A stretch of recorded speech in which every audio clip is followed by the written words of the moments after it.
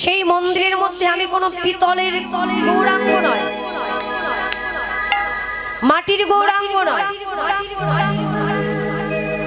চাঁদির গৌরাঙ্গ নয়, ব্রোঞ্জের গৌরাঙ্গ নয়, আমি একটা সোনার গৌরাঙ্গ মূর্তি প্রতিষ্ঠা করব। করতে পারবি বাবা? রিপিটটা কমান না দাদা। গৌরাঙ্গ প্রতিষ্ঠা করতে পারবে? তাতে কি হবে? যার ঘরে সোনার গৌরাঙ্গ প্রতিষ্ঠা করবে বাবা, আমাদের নবদ্বীপও আছে। আমি তো নবদ্বীপ থেকে এসেছি, আমাদের নবদ্বীপও আছে। যারা যারা গেছেন অনেকে দেখে এসেছেন যে নবদ্বীপে যখন আপনি প্রবেশ করবেন, যদি মনে করেন যে আমি সোনার গৌরাঙ্গের বাড়ি যাব, কাউকে জিজ্ঞাসা করতে হবে না। রিস্কাওয়ালা আছে, টোটোওয়ালা আছে, তাদের কাছে জিজ্ঞাসা করবেন, দাদা আমি সোনার গৌরাঙ্গের বাড়ি যাব, একেবারে মন্দিরের সামনে গিয়ে নামবে। সোনার গৌরাঙ্গ তো সেখানেও আছে। তার জন্য কি করতে হয়েছে? আগে তাদের প্রহরী ঠিক করতে হয়েছে, যারা পাহারা দিতে পারে। পাহারা না দিলে তো ভয় আছে বাবা। প্রাকৃতিক জগতে সোনা দিয়ে মূর্তি তৈরি করলে বাবা আগে তাকে চিন্তা করতে হবে, সেটাকে কি করে যত্ন করে রাখতে হবে, সকলের আড়ালে কি করে রাখা যায়।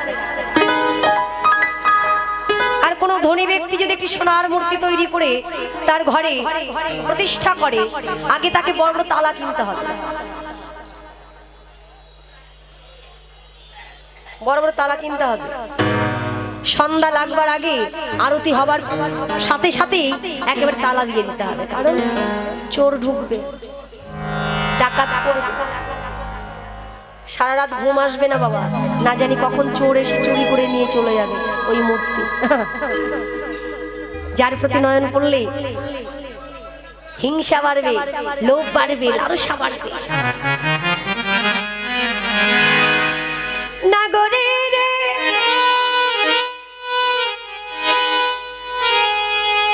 ওরে নাগরে,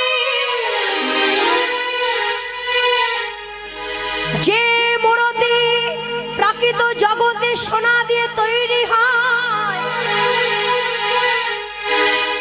তাহার প্রতি দৃষ্টি পড়লে জীবের লোভে লালসা বাড়ে। নাগরে রে, যদি কোনো গৌর ভক্ত, কৃষ্ণ ভক্ত তার হৃদয় মন্দির পরিষ্কার করে, তার চিত্ত শুদ্ধ করে,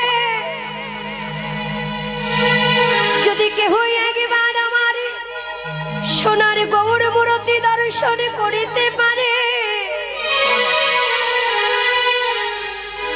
তার হৃদয়ে লোভী নয়, লালসা নয়। নাগরী তার হৃদয় মন্দিরে ওগো কৃষ্ণ ভক্তি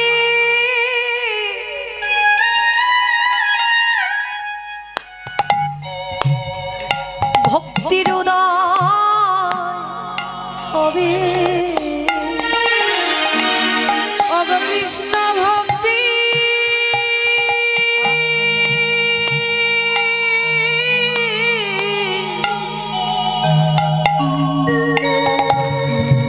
উদয়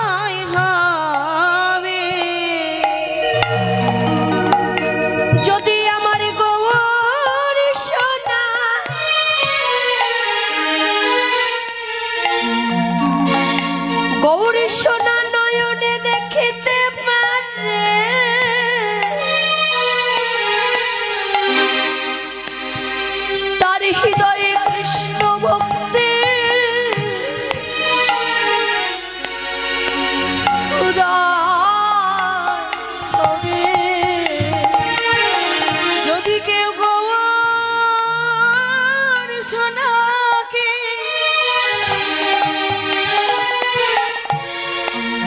হৃদয়ে ধরিতে পারে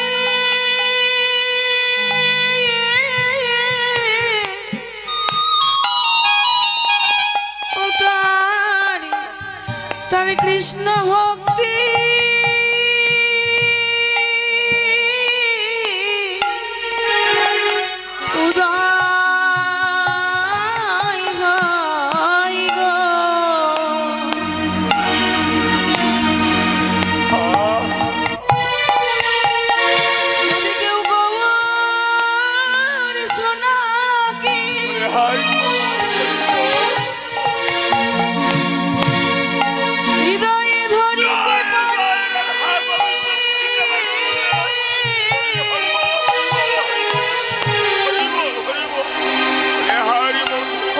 কৃষ্ণ ভক্তি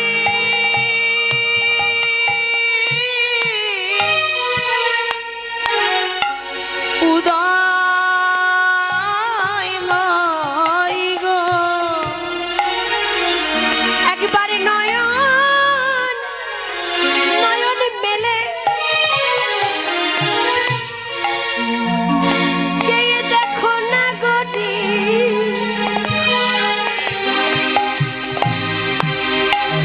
তোমার কৃষ্ণ ভক্তি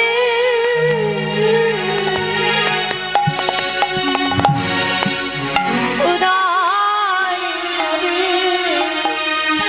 একবার চেয়ে দেখো না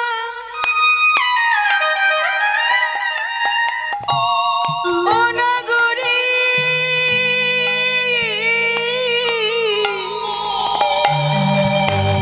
ও তার কৃষ্ণ ভক্তি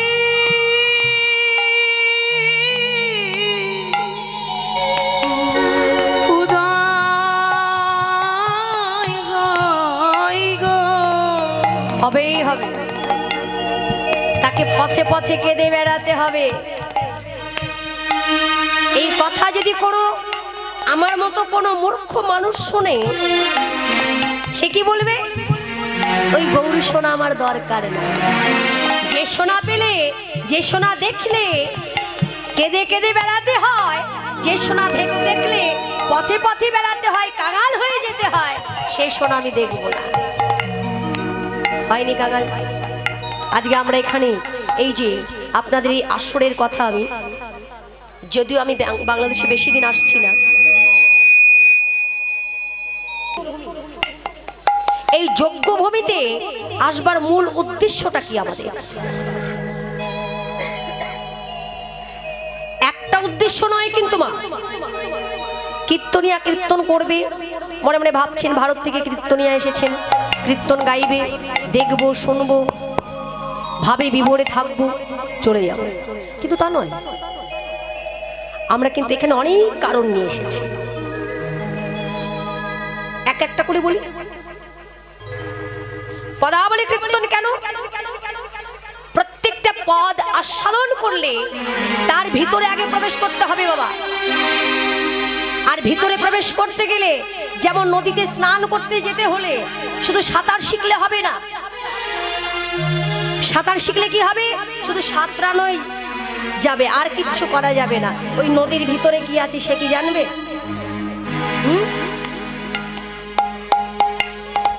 জলের ভিতরে কি আছে কেউ দেখতে পাবে? দেখতে পাবে কে? একমাত্র ডুবুরি, যে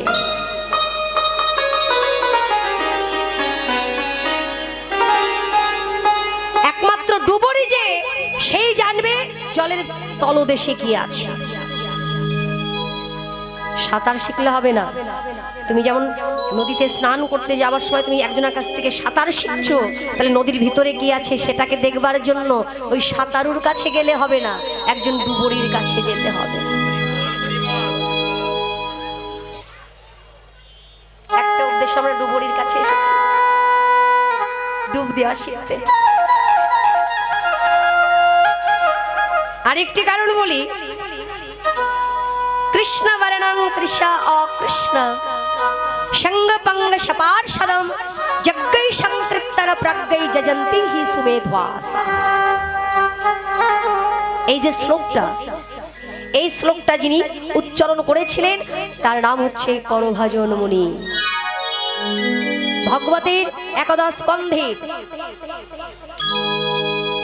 শুধু কীর্তন শ্রবণ করলে হবে না মা, মাঝে মধ্যে আমাদের ঘরে থেকে চৈতন্য ভাগবত, গীতা ভাগবত, চৈতন্য চরিতামৃত, গীতা এগুলো আমাদের পড়াশোনা করা উচিত। একদিকে বৈষ্ণব পদাবলী, অপরদিকে ভগবানের জীবনের সমস্ত চারিত্রিক কথা যার মধ্যে রয়েছে তার মধ্যে আমাদের লক্ষ্য নেই। এমনও তো হতে পারে যে আমার মতো কীর্তনিয়া যারা আছেন, আমার মতো যারা আছে কত ভুল ভাল কথা বলে যাবে,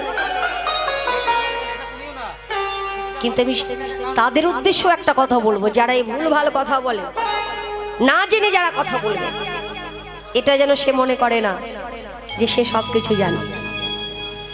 তার আশেপাশে যে হাজার হাজার শ্রোতা, হাজার হাজার ভক্ত বসে থাকে, তার মধ্যে 10 জনা হলো তার থেকে বেশি জানে।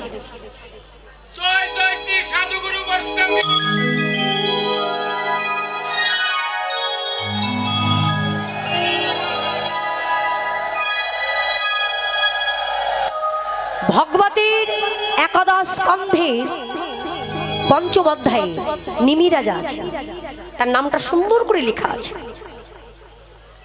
নিমি রাজা জানতে পেরেছিলেন তার রাজ্যে বড় বড় 9 জন যোগী বাস করছেন। তিনি বিলম্ব না করে 9 জনাকে নিমন্ত্রণ করে নিয়ে এলেন।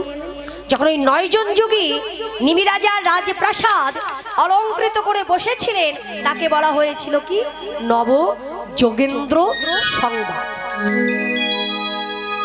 ওই 9 জনের মধ্যে ছিল একজন ত্রিকালজ্ঞ, তারই নাম হচ্ছে করভাজন মুনি। ভূত ভবিষ্যৎ বর্তমান দেখতে পারতেন। তা বাবা, করভাজন মুনির কাছে নিমি রাজা প্রশ্ন করেছিলেন, সত্য ত্রেতা দাপর 3 যুগে ভগবান এসেছে, কি কি রূপে এসেছে আমরা জানি, কিন্তু কলিযুগে ভগবান কি রূপে আসবে সেটা তো আমার জানা নেই। কলিযুগে কি হবে?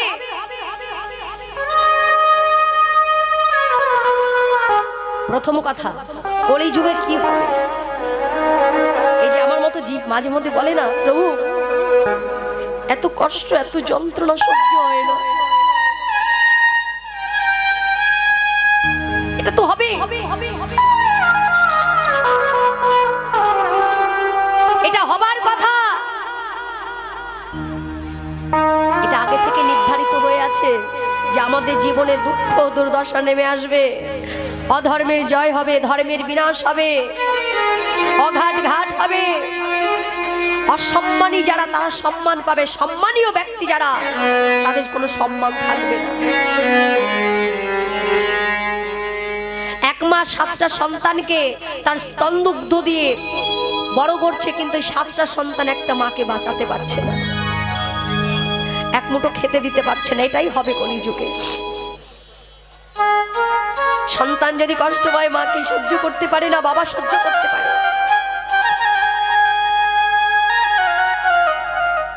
প্রাকৃত জগতে সন্তানের পিতামাতা তাই সহ্য করতে পারে না, আর এই জগতে আমরা তো সকলের একজনের সন্তান।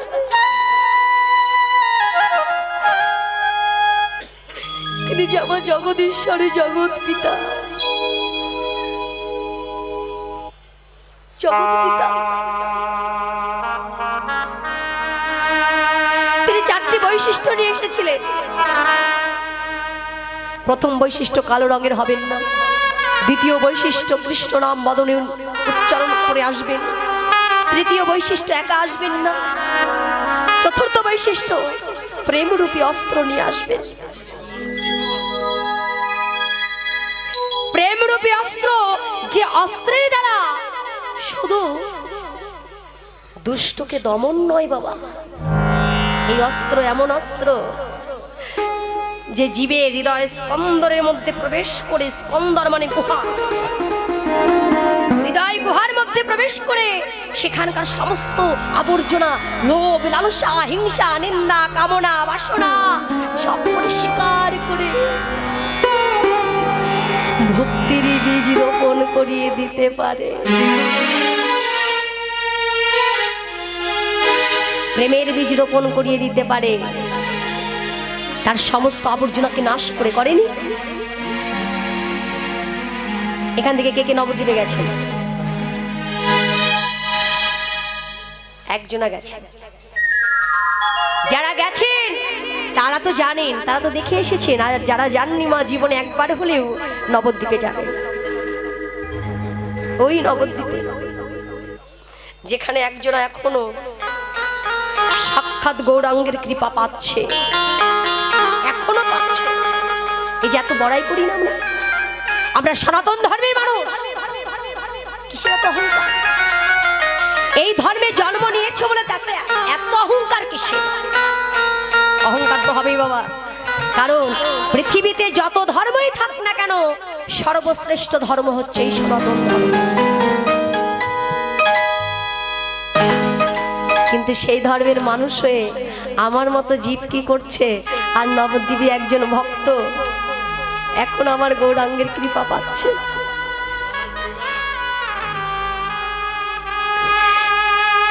আমার মতো মূর্খ জীব বললে ওই রূপ দর্শন করলে আমাকে কেঁদে বেড়াতে আমি দেখবো না, কিন্তু ওই রূপ দর্শন করে একজনা আমার গৌরাঙ্গের দাস হয়ে গেল। সে কিন্তু আমাদের সনাতন ধর্মের কেউ নয় বাবা, সে হচ্ছে একজন ইসলাম ধর্মীয়, একজন মুসলমান। তার নাম হচ্ছে মলয় চাঁদ কাজী। যখন নবদ্বীপে যাবেন না বাবা, দেখবেন কাজী সাহেবের সমাধি আছে, আর সেই সমাধির পাশে একটা চাপা ফুলের গাছ লাগানো আছে। মাগো, ওই চাপা ফুলের গাছটা অন্য কেউ লাগায়নি, লাগিয়েছিলেন আমার পতিত পাবন গৌর হরি। কাজী সাহেবকে আশীর্বাদ করেছিলেন, যতদিন তোমার এই সমাধি থাকবে ততদিন এই গাছে ফুল আসুক বা না আসুক, গড়িয়ে আসুক বা না আসুক, একটা করে ফুল প্রত্যেক দিন তোমার এই সমাধির উপরে পড়বে। এখনো পড়ে বাবা। আজকে শুধু সনাতন ধর্মীয় নয়, দেশ বিদেশ থেকে হাজার হাজার ভক্তগণ ছুটে এসে সেখানে মাথা নত করে প্রণাম করছে। কেন করছে? ওই যে বললেন, মুচি হয়ে শুচি হয় যদি কৃষ্ণ ভজে, শুচি হয়ে মুচি হয় যদি কৃষ্ণ ত্যাজে। যখন নবদ্বীপের প্রতি এত অত্যাচার, সেই অত্যাচার সহ্য করতে না পেরে নিমাই পণ্ডিত যখন কাজী সাহেবের কাছে গিয়েছিলেন, যে কাজী সাহেব এখনো অত্যাচার কেন? কি চাও তুমি? এই তো আমি এসেছি, আমার উপরে তো তোমার রাগ, আমার উপরে তোমার ক্রোধ। কাজী সাহেব, এই তোমার সামনে এসে দাঁড়িয়েছি আমি। যত রাগ, যত অভিমান তুমি আমার উপরে দেখাও, কিন্তু এই নবদ্বীপের বৈষ্ণবের উপরে নয়। বলো তুমি কি চাও? কি পেলে তুমি এই নবদ্বীপে বৈষ্ণবদের উপর অত্যাচার বন্ধ করবে, খোলতাল ভাঙা বন্ধ করবে? বলো কি চাও তুমি? কাজী সাহেব বললেন, নিমাই, তুমি যখন এসেছো, এতদিন আমি এই প্রতীক্ষা করেছিলাম যে কবে তুমি আমার কাছে আসবে। তুমি কি ভেবেছো? তুমি কি ভেবেছো যে এই জগতে তুমি ভগবান? তুমি সব বুঝো, তুমি এইটুকু বুঝলে না যে আমি তোমার প্রতীক্ষায় বসে আছি।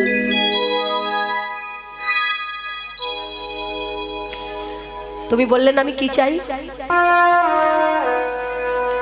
আমি যা চাই আমাকে দিতে হবে আজকে। নিমাই, তুমি আমাকে কথা দাও, আমি যা চাইবো দেব। কাজী সাহেব, বৈষ্ণবদের উপরে অত্যাচার বন্ধ করবার জন্য, এই নবদ্বীপবাসীর উপরে অত্যাচার বন্ধ করবার জন্য আমি কথা দিলাম তুমি আমার কাছে যা চাইবে আমি তোমাকে তাই দেবো। তাহলে গৌরহরি দাও, আমায় তুমি কৃষ্ণ নামে দীক্ষা দাও।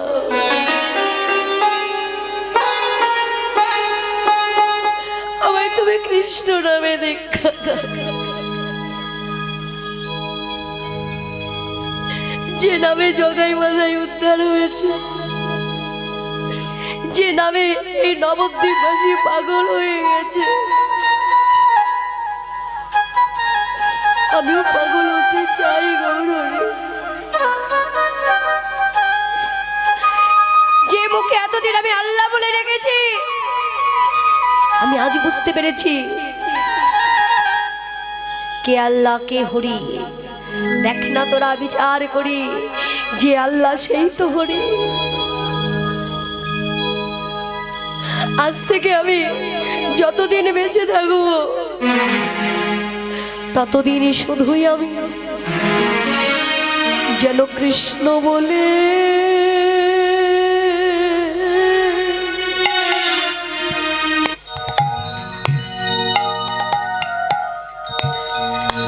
আমি ডাকিতে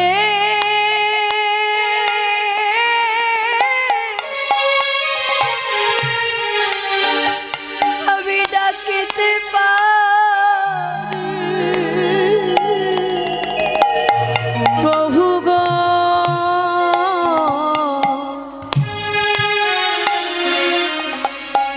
আমি যেন কৃষ্ণ বলে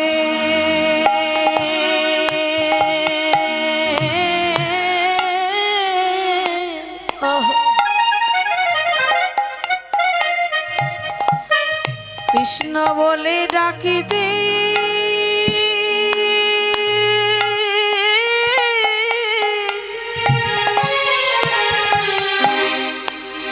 আমি ডাকিতে পারি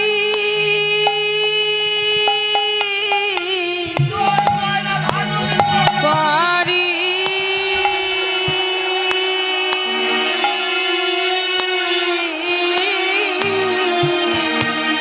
প্রভু গো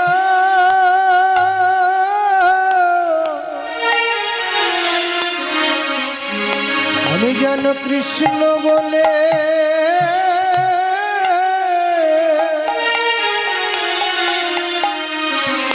ডাকিতে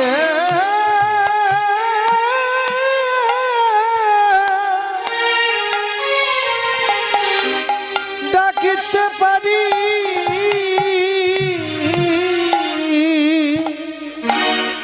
আমায় যে কুলে জানা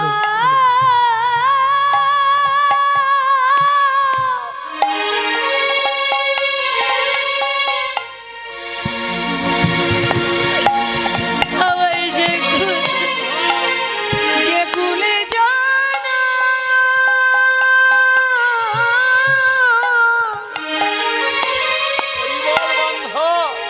যে কুলে জানাবে দাও না কেন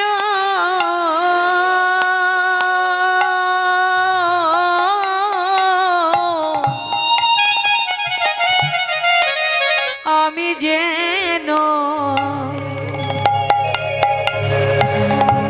কৃষ্ণ বলে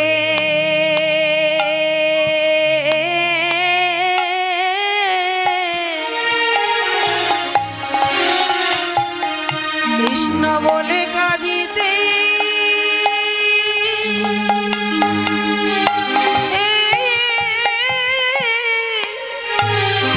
আমি কাঁদিতে পারি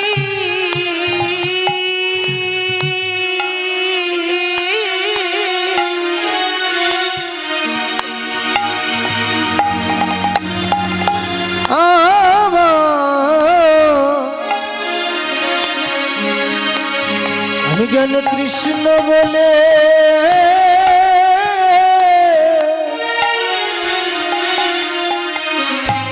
কাঁদিতে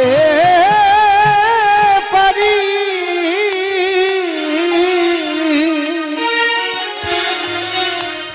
বদনে হরে কৃষ্ণ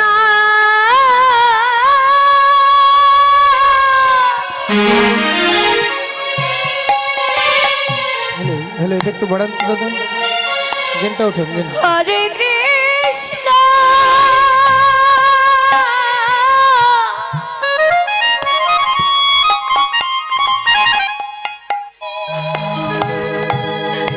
হরে কৃষ্ণ হরে বলে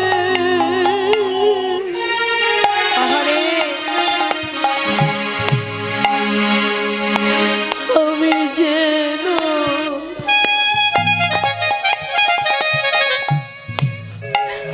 আমি এই যে কীর্তন মিডিয়া দাদা খুব ভালো দাদা আছে, সবাই চলে গেলে এটা যাবি না, এটা থাকবি। খুব ভালো, এনার চ্যানেলে ভালো ভালো কীর্তন আছে। কীর্তন মিডিয়া টিম লিখবেন, অনেক কীর্তন আসবে, আপনারা শুনবেন। আমাদের অনেক কীর্তন ছাড়া আছে।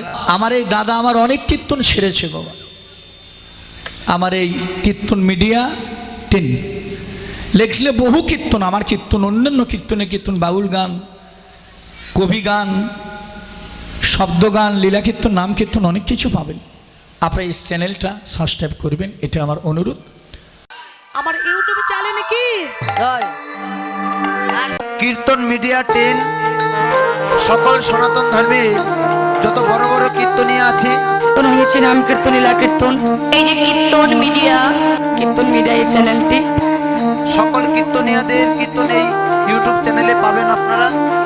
সনাতন ধর্মীয় অনুষ্ঠান ইউটিউব চ্যানেল কীর্তন মিডিয়া আপনারা সাবস্ক্রাইব, নতুন নতুন কীর্তন আপনারা সাবস্ক্রাইব করবেন এবং অষ্টকালী নীলা কীর্তন, গীতা পাঠ, মহানাম যজ্ঞ অনুষ্ঠান, এক নাম নীলা কীর্তন, আপনারা সকলেই ওই চ্যানেলে সাবস্ক্রাইব করবেন। গীতা পাঠ, ভাগবত পাঠ সকল কিছু এই চ্যানেলে দেখতে পাবেন। এবং সকলেই দেখবেন এবং বেশি বেশি করে শেয়ার করবেন, যেন সকলের মাঝে দাদা আরো ভালো ভালো কীর্তন আপনাদেরকে উপহার দিতে পারে। কীর্তন মিডিয়া সকল ভক্তগণই এই চ্যানেলটি দেখবেন। হ্যাঁ, তো গৌর হরি বল। হরি বল, হরি বল। এই যে আমাদের ভিডিও ম্যান দেখতেছেন, কীর্তন মিডিয়া 10 দিলেই আপনাদের মোবাইলে আসা বলবো, আপনারা বুক করতে পারবেন। কোটি জন্মের সুকৃতির ফল না থাকলে এই কৃষ্ণ নামে সাধুগুরু বৈষ্ণবের চরণধুলি পাওয়া বড় কষ্ট। জয় রাধে, হরে কৃষ্ণ। আবার সামনে ধারা নেই কি